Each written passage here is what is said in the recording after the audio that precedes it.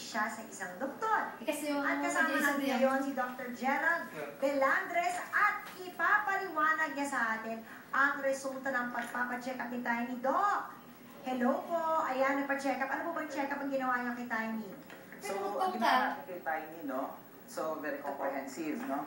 Yung blood sugar niya, kung titignan naman natin kasi, yung range kasi niya, yung naging result niya is 11.43. Eh, ang normal kasi is 8.9 to 5.4. So, Medyo mataas. Medyo mataas. Kung titignan natin, nag-double siya sa normal range, no? And then, kung titignan naman natin doon, masasabi natin kasi payat ka dyan. Yung diabetes niya. Di ba nakakatapag sa TV? Kung titignan naman natin yung lipid profile niya, yung normal dun sa cholesterol would be 3.8 to 6.2. Ang kanyang result would be 6.4. Kung titignan naman natin kasi, tumaas lang siya ng bahagya. Pero, ibig sabihin no, not necessarily na sabihin natin control yun, tumaas pa rin siya dahil nga sa diet ni Tiny. Okay, that's cholesterol. Yes.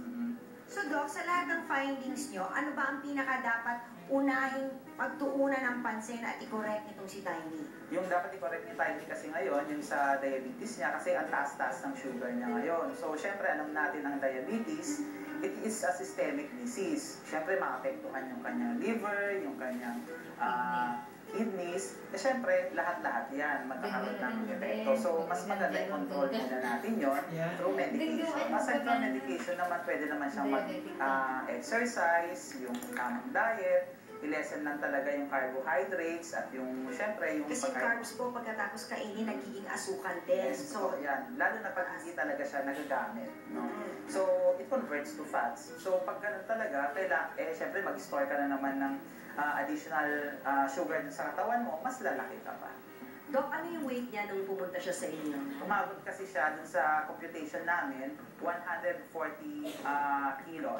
Times 2.2 Times is? 2.2 most probably, andun siya sa 320. Okay, ngayon tignan natin kung may pagbabago. Kailan siya pumunta sa inyo, Doc? That was 2 weeks ago. Ngayon, para malaman mismo ni Tiny kung ano ang kanyang timbang ngayon, 2 weeks after, at pati na rin ang kanyang waistline. Ito, i-weigh in natin siya live dito sa studio. Malay mo, kung may changes sa diet mo, Tiny, from 2 weeks ago, baka sakaling gumaan ka kahit 1 pound, 2 pounds. Pero kung lapangers, diretso, baka bumigat ka, tanggalin mo sa pounds. So, ano ulit, Doc, yung last niya? 320, more or less, 145 kilos. Okay. Okay, maximum kasi 120 kilograms pa lang maximum. Wala, yung panis mo makita niyo pisang-pisang na. Dapat makita ko umikot ulit. Ayun na, lumagpas na sa 0. Isang ikot lang, Doc. So, 130 plus 20. Plus 20. So, 150 kilos. Most probably 150 kilos. So, balikan siya. Times 2.2. Alam mo, 30. O yun. So, nag-gain siya. 325. Nag-gain po siya ng 325. Ilang pounds? Most probably nasa 10 pounds. 10 pounds. Ano bang magkinain mo the past 2 weeks, Tiny? Ano bang events mo, ha? Puro pasta. Puro pasta. Ito na. The waistline check. Dati kasi sabi niya, Jelly, isang gano'n. Yung gano'n. Kasha pa siya. Ngayon. Nakakasabay kung nakita kong Gerald niya. Sa measurement natin ngayon, nasa 58.5. 58.5 inches. Ano, lumaki ba? Lumaki. Dati pa, Yes, kasi 57 lang ako. 57 Yes, no? So you really did gain. I'm pregnant. Maybe I did. Nakakatuwa. Pero tanong ko lang yung ganyan sa sugar, diabetic na ako. Kaya type 1 na siya? Or type 2 na? Diet lang yan. Habang gamot pa lang, diet, exercise, naku, yan ang magpapababa action.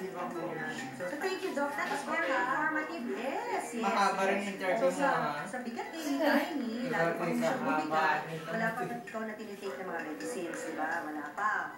Huwag natin hintayin na dumating doon. Dahil para sa kanya kasi, pa rin, laughter is the best medicine. Kasi iba yung pinagkakakitaan niya. Kung gano'n, para mas ma-appreciate natin, lalo-lalo na yung mga naniniwala na trabaho is very important dahil kalusugan. Ito, sasampulan na ho niya tayo kasama ang kanyang mga sidekicks ba? Eh, wow. Sige, sige. Kaya ito